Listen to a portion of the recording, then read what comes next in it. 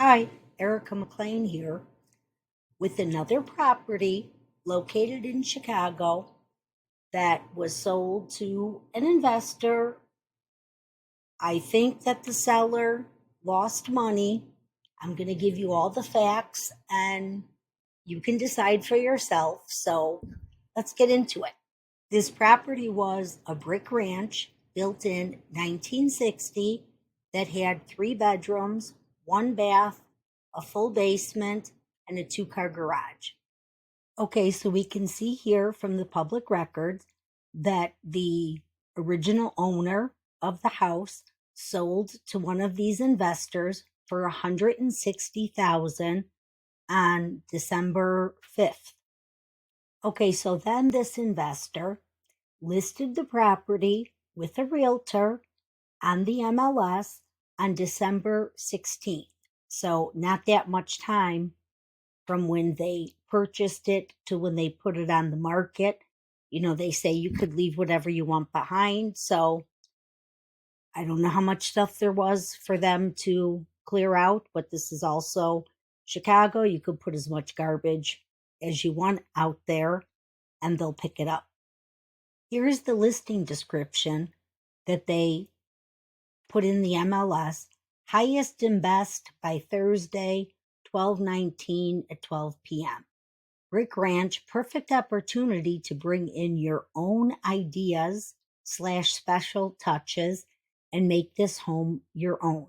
Full finished basement, 2-car garage, close to accommodations, blah, blah, blah. So basically, they didn't do anything because if they did, they would have mentioned it.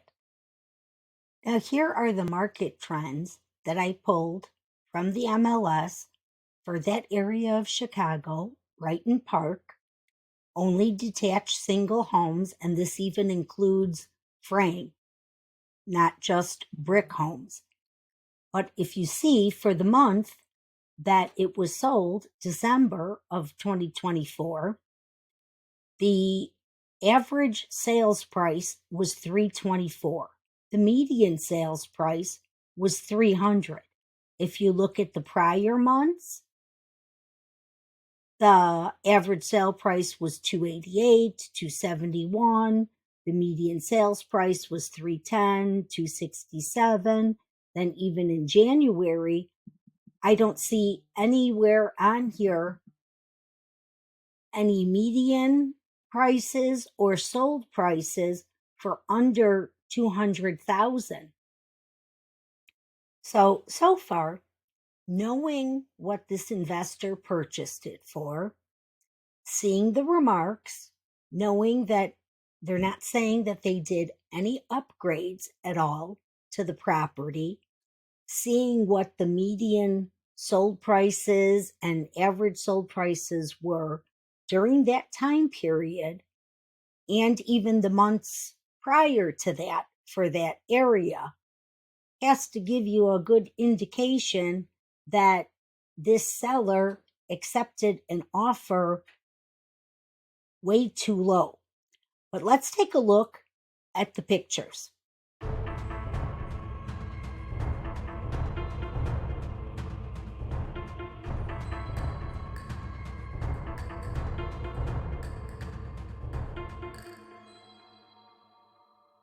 Okay, so after looking at the photos, you can see nothing was done except like it, like they tell you, you could leave whatever you want behind. I don't care if this person was a hoarder and it was packed from floor to ceiling in every room.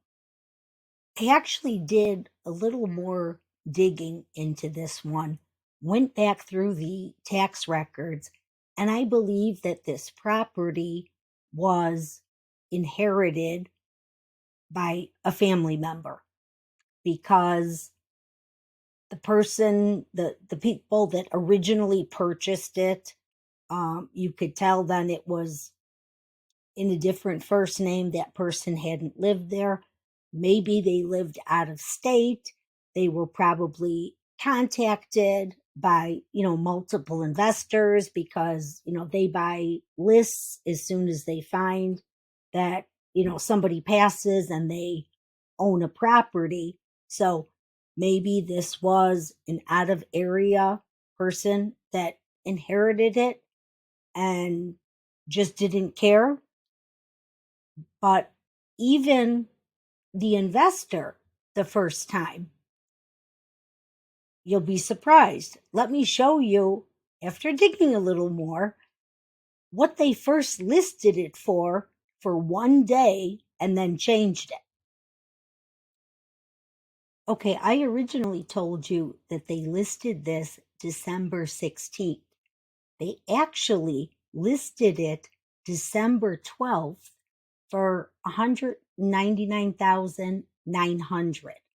They canceled it 4 days later, probably because they didn't realize the potential in the price themselves until they started getting swarmed with showings and everything else. So, like I said, after doing a little more research, I just discovered that. So, initially, this investor was thinking they were going to make just a quick $30,000-$40,000 on it by just clearing the stuff out, which, with putting it on the market that soon, couldn't have been that much that had to be cleared out of the property. But let me show you then what they relisted it at on the 16th. Okay, we can see on December 16th, they changed the list price $100,000 more. Then they put it temporarily off the market on December 20th. Well, if you remember, the remarks said highest and best was due by the 19th. So they probably had so many offers in that they gave that 19th as a cutoff. So then they changed it to temporarily no showings so that other agents, wouldn't waste their time showing it because they were dealing with the contracts they had. When they decided on which offer they were going to go with, they reactivated it on December 27th and it went under contract on December 27th. So it was showing 5 days on the market for them to get this sold. Now, let me show you, if you're not shocked already, what it sold for, so be prepared to be shocked. Okay, so we already know that there were multiple offers on this. And again, look at the timing. This is around the holidays where everybody likes to pull their properties off the market. Everybody has the misconception that spring and summer is the best time to sell. Homes sell 12 months out of the year. It doesn't really make that much of a difference. But they sold above asking for $308,500. Okay, so this investor paid $160,000 for this property, which, like I said, I believe somebody inherited it and they never lived in the property. But this investor did nothing except remove maybe some personal property, which couldn't have been that much because it didn't take them that long, and they sold it for $148,500 more than what they paid for it. I'm sorry. I think that's insane. They get a lot of these estate properties like this, especially if the person that inherited the property lives out of state or out of the area. They're too busy to handle everything. Well, most realtors deal with estate properties. I do. I know a lot of other ones do, that we take care of that stuff for you. We can find somebody to clear the stuff out and all of that. Yeah, there's going to be a charge for it, but this person sold it for 160,000. Way, way, way under market value. You saw for yourself just from the photos. They didn't do any updating whatsoever. And look at how fast it sold. Okay, I think on this one, you have to agree with me that the seller sold for way less. Had they spoken to a realtor, found out the true market value in as is condition, they could have probably sold for the same price. They could have sold it for $148,500 more. And even if that realtor was charging them a 15% commission, which is insane as well, they still would have come out ahead. So even if you're dealing with an estate property and you live out of state, realtors still can work with you. Don't take this shortcut route and buy this, I'm going to say it, kind of BS sales pitch that these investors give you. At least first find out true fair market value in as is condition. You don't have to, if you're out of state, you don't need to come into the state to do it.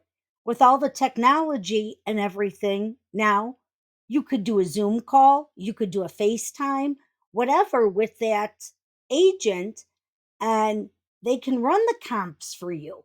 Everything can be done without the person in charge of that estate having to come into town.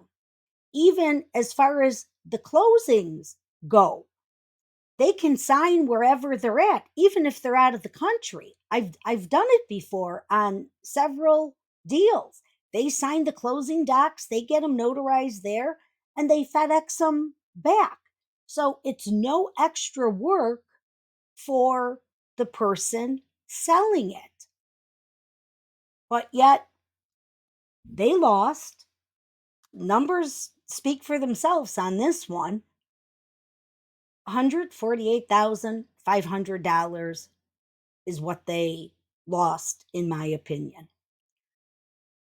So if you know anybody that's thinking of taking this, they make it so easy, quick route, you get cash fast, please encourage them to speak to a few realtors and make sure that they are not giving the property away.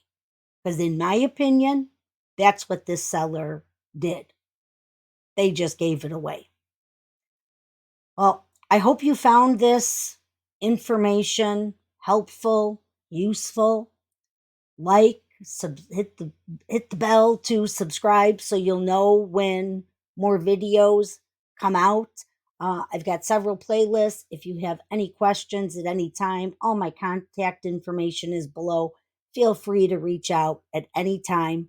Thank you so much for watching, and I hope you'll be back for another video. But otherwise, I'll say bye for now.